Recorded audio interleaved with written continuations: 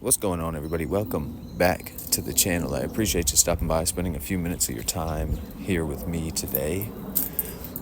Now, I wanted to go over with you the basic things that I'm looking for every time I sit down at the screens and I'm thinking about taking a trade. Excuse me. It's important for you to understand or have a grasp on the idea or the concept of peak formation highs and peak formation lows.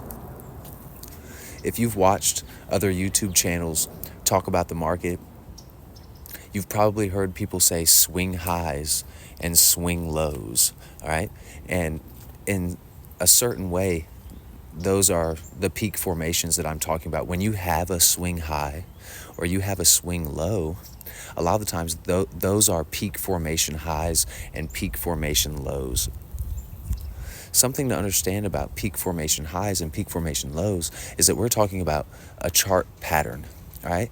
When you see double tops or triple tops, double bottoms, triple bottoms, you have A top reversals, V bottom reversals, we have a head and shoulders patterns. Those are the patterns that create peak formations. Those are the patterns that lock in swing highs and swing lows, okay? Now, the peak formation highs and lows, those are what form the high and low of the day and of the week. And 80% of the time, those peak formation highs, those peak formation lows will be put in place in a session opening window, okay? So if we're talking about New York, we're talking about from 8:30 to 11 o'clock. We will have our peak formation high or peak formation low. If it's going to occur in that session, that's when it's going to happen, all right? Sometimes we will have a peak formation high of the day that is put in place between the London and New York session, for example, right? But in a large majority of the cases, these things are put in place in a session window, all right? Which is important to know. A lot of the times when I post my trades and I tell you, okay, look, I took this from the high of the day to the low of the day, someone always is there to ask me, well, how did you know that that was the high of the day? How'd you know that that was going to be the high of the day? Well, I don't know.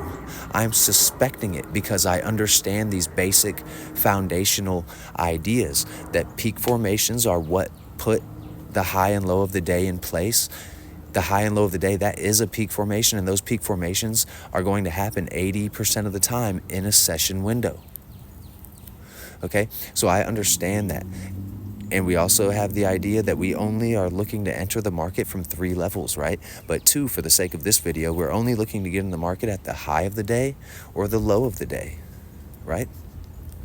And so I don't know that this is going to be the high of the day. I just have a strong suspicion that this could be the high of the day in certain cases. But what I want to do is go through the last week or 2 weeks here on the US 30 and point out to you the peak formations, the high of the day or the low of the day, and just look at the patterns that put those levels in place, all right? Right here, we're looking at an hour chart of the last 2 weeks, and we're going to look closer here, okay? So this is Monday of this week, all right? And you can see I've denoted where the 9:30 candle is here for you, and you can see we have this triple top, this head and shoulders like pattern here. 9:30, 9:45, we get that pattern. And guess what? That's the high of the day, right? Going into that session, okay? Now here's Tuesday, and here's the low of the day. You see we have these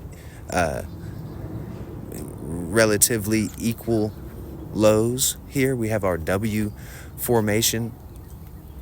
When it comes to, like, you know, I'm always saying, you know, we're locking in the high of the day or we're locking in the low of the day. At some point, the low of the day will be locked in place, okay? The low of the day level will be established, and it's not going to go back down there because that is the low of the day. Now, how is a low of the day locked in place, right?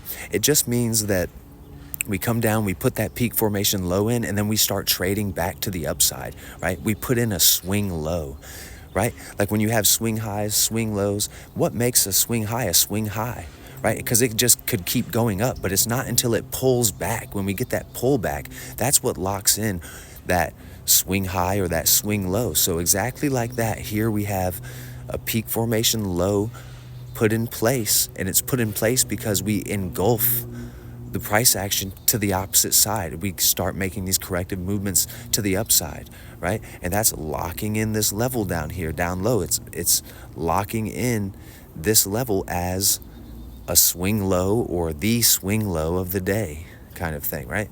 So here on Wednesday, now we're at the low of the day currently, and we lock that level in. It does come back down here, right, later on, and it does the same thing. This is the true low of the day on this chart, but you can see here we still had this peak formation put in down here, and we trade back to the other side. This is a swing low. This one just so happens to be the low of the day. It's just later on in the session, so I'm not trading that. I'm trading here, but the pattern is still there, okay? And so when you're looking at this stuff, this very specific pattern, you know, that I'm looking for every single day, you don't really, like some days, I'll just be honest with you, I'm not tracking whether or not I'm on a day 3 setup. I'm just looking for what I know, that should be there. These W's, these M's, you understand what I'm saying? And so I don't even have to pay attention to the day count. The day count is really there to help you know when to size in or when to hold back a little bit, right? But if you know what you're looking for, you can go to your chart and look every day, because every single 3-day setup, every single 3-session setup is going to culminate in a pattern like this when you take the trade.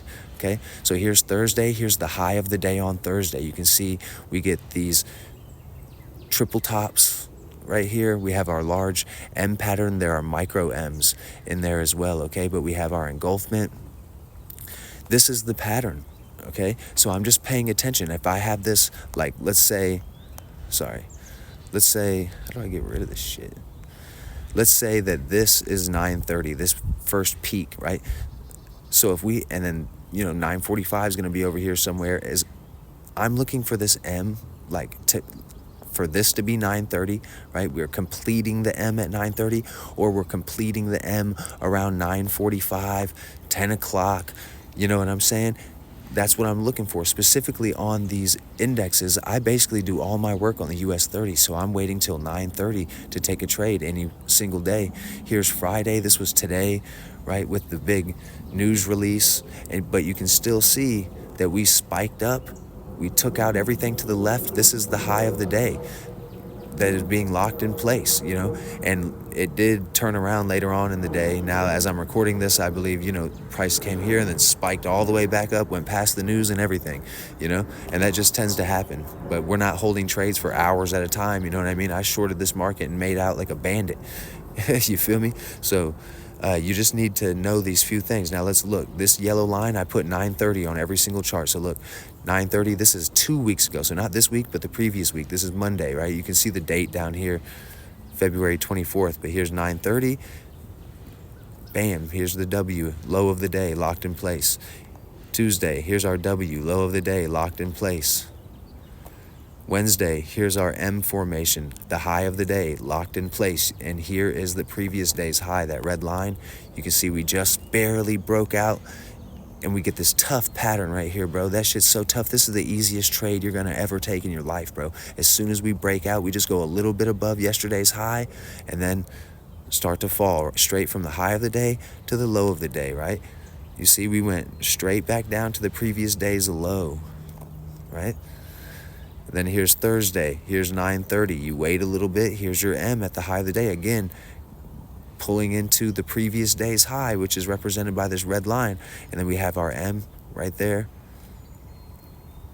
And then here's Friday. Here's 9:30. You could have shorted after seeing these equal highs, right? Which is what I did that day. Or you wait.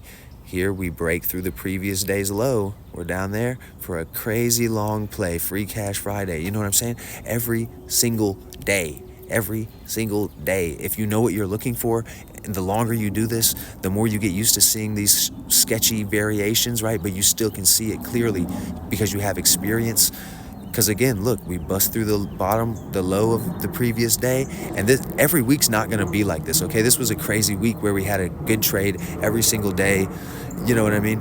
But I'm trying to point something out to you, all right? This is the thing that I'm looking for every single day, okay? I don't know how to make it much more simple, but if you guys have any questions, anything that you want me to clarify a little bit more, just drop it in the comments, bro, or come talk to me in the Discord channel. But until next time, I hope you continue to free your mind.